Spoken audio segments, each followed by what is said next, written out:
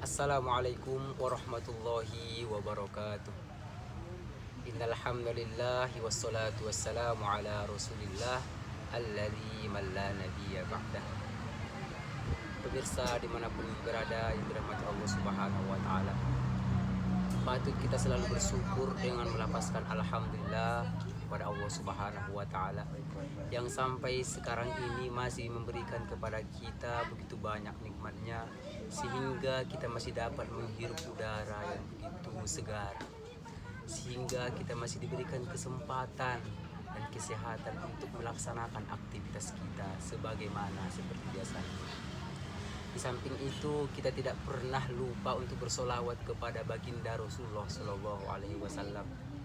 Beliau adalah kekasih Allah sebagai penutup Nabi yang terakhir, sebagai contoh yang paling baik, uswatun hasanah di permukaan bumi. Maka daripada itu, para pemirsa, patutlah kita agar mengirimkan solawat kepada beliau yang berlafazkan Allahumma sholli ala Sayyidina Muhammad wa ala alihi Sayyidina Muhammad. Semoga dengan cara memperbanyak solawat kepada beliau, dengan cara kita mencintai kepada beliau dan juga sebaliknya, dengan cara beliau mencintai kita, kita mendapatkan syafaatnya di hari kemudian nantinya. Pemirsa yang dirahmati Allah Subhanahu wa taala dimanapun berada, di sini kita akan mengupas sesuai dengan hadis Nabi Sallallahu Alaihi Wasallam mengenai keutamaan atau ganjaran sholat secara berjamaah. Bismillahirrahmanirrahim. An Ibnu Umar radhiyallahu anhuma anna Rasulullah sallallahu alaihi wasallam qala salatul jama'ati afdalu min salatil fardhi bi 27 darajatan, rawahu Malik. Diriwayatkan dari Ibnu Umar, semoga Allah meridhoi keduanya, bahwa Nabi Shallallahu Alaihi Wasallam telah bersabda, barang siapa yang melaksanakan sholat secara berjamaah, maka ganjarannya 27 kali derajat daripada sholat secara kesendirian. Hadis riwayat Ibnu Malik. Pemirsa, mengenai hadis ini, bahwasanya kelebihan dan keutamaan jika kita melaksanakan sholat secara berjamaah sangat banyak sekali. Di samping kita mendapatkan ganjaran 27 kali derajat, kita akan mendapatkan kebaikan. Kita juga tidak akan digolongkan sebagai orang yang munafik, dan kita juga tidak akan digolongkan sebagai orang yang kufur. Dan satu lagi pemirsa, kita akan mendapatkan setiap langkah kebaikan menuju masjid jika kita melaksanakan sholat secara berjamaah. Pemirsa yang dirahmati Allah Subhanahu wa taala, suatu ketika ada seorang sahabat yang hidup pada masa Rasulullah sallallahu alaihi wasallam.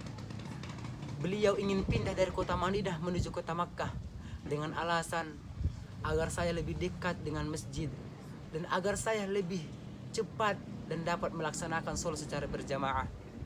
Namun Nabi sallallahu alaihi wasallam melarang akan hal itu dan memberikan jawaban kepada mereka, jangan kamu pindah dari kota Madinah ke kota Makkah dengan tujuan bahwasanya di setiap langkah menuju masjid akan mendapatkan satu kebaikan.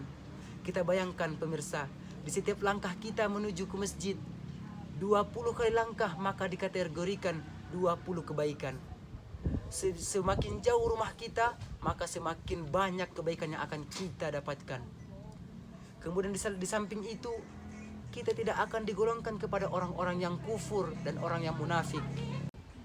Pemirsa yang dirahmati Allah Subhanahu wa taala dimanapun berada, selanjutnya kita melaju kepada ancaman bagi orang-orang yang meninggalkan sholat secara berjamaah. Yang diriwayatkan dari Ibnu Abbas radhiyallahu anhuma qala Rasulullah sallallahu alaihi wasallam, man sami'a an-nida falyamna'hu man ittaba'ahu udurun. Qalu wa mal uduru, qalu khaufun aw maradun lam tuqbalu minhu as-salatu allati shalla.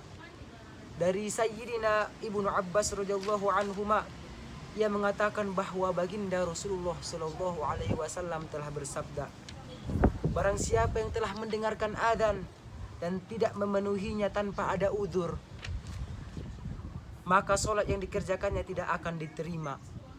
Kemudian para sahabat bertanya kepada Rasulullah, wahai Rasulullah, apakah dan siapakah yang mendapatkan udzur itu? Kemudian Nabi SAW menjawab, mereka adalah orang-orang yang takut dan orang-orang yang sakit. Hadis riwayat Abu Daud. Pemirsa yang dirahmati Allah Subhanahu wa taala, jika kita meninggalkan sholat secara berjamaah, kita artian tanpa disengaja kita telah termasuk dengan orang-orang yang munafik, orang-orang yang kufur akan nikmat Allah Subhanahu wa taala. Maka daripada itu, semoga kita dapat terhindar dari golongan orang-orang munafik dan orang kufur. Demikianlah yang dapat kita simpulkan mengenai keutamaan dan ancaman bagi orang-orang yang meninggalkan sholat secara berjamaah. Semoga dapat bermanfaat untuk kita semua. Wabillahi taufiq wal hidayah. Wassalamualaikum warahmatullahi wabarakatuh.